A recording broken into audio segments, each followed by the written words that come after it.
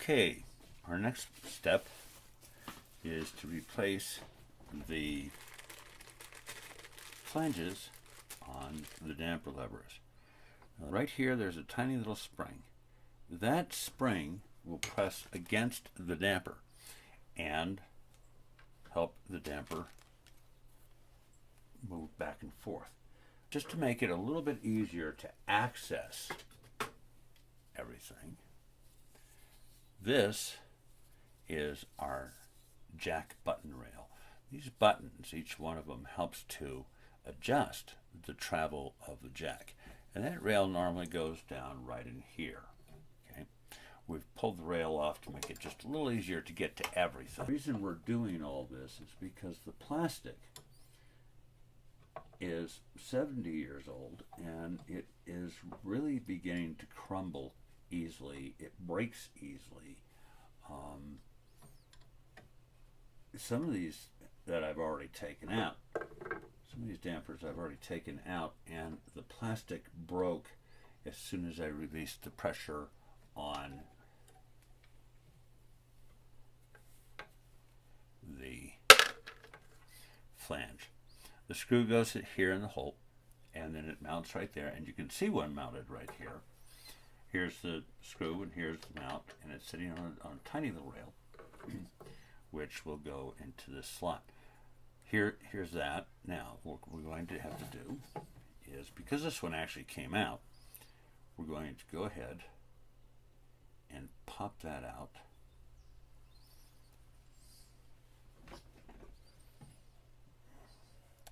Just like this. I have no idea where the camera is. We'll go ahead and use our handy dandy gadget. Line it up. And out it comes. Pops out the center pin. And you can see that as soon as I popped out that center pin, this thing cracked and broke. And there's the rest of it there, attached to the center, attached to the punch out. So we'll take that off. Now, we need only, first of all, we're going to go ahead and take out the center pin that came with the gadget. There we go.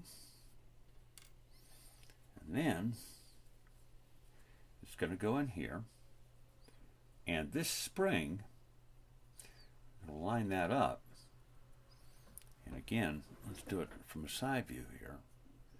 You can see where that spring right here lines up, and it goes into this slot right here, which has a felt line slot, so that when it slides up and down, okay, it won't wear out. Go ahead and we'll set this up.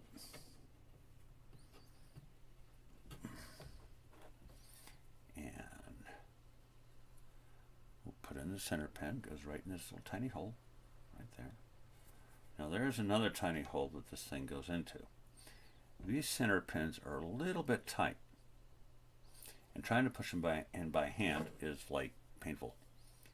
So what we're going to do is we're going to take our handy dandy gadget, and the one side has the little punch that pushes it out, but the other side opens up, and you get that a little anvil, that hammer and anvil setup that will push that in just like that.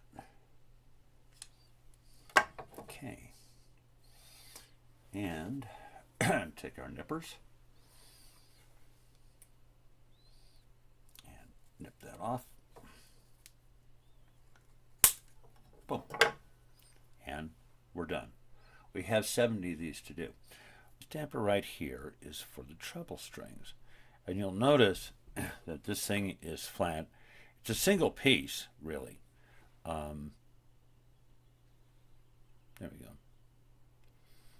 It's a single piece with a slight indent. Some of them won't be, and they'll only just be this top part here. This one here is for your tenors. It's designed a little bit differently, what this one does is these are wedges. Let's show that wedge. There we go. These are wedges, and these wedges then go between the strings. And the difference between these is for a very simple reason. For your tenors, you have 2 strings for each key. So with the wedge, you can slip in between both strings and damp the 2 strings together. For the trebles, you have 3 strings for each key. So the flat portion right here will then hit evenly across all 3 strings. That's the general idea. Whereas if you take a look again at this bass damper, the bass damper has to stop only 1 string. So the string will go in the center. You can kind of see the notch here that it goes into. The single string will go into the center. That's why we have 3 different types of dampers. The wood, by the way, I wanted to mention this earlier. This new flange and all the flanges that we're installing are made of ironwood. Ironwood is rather difficult to work, but it lasts for darn near ever, and that's why they use it for piano parts. It's strong, it's very dense, and it will stand up to the pounding. As a matter of fact, the USS Constitution is called Old Ironsides because she was made with ironwood on her hull planking, and thus in one of her early battles, the cannonballs from the British were bouncing off of that hull. Were doing very little damage because the hull was made of ironwood. And one of the sailors remarked that, her hull is made of iron, hence Old Ironsides.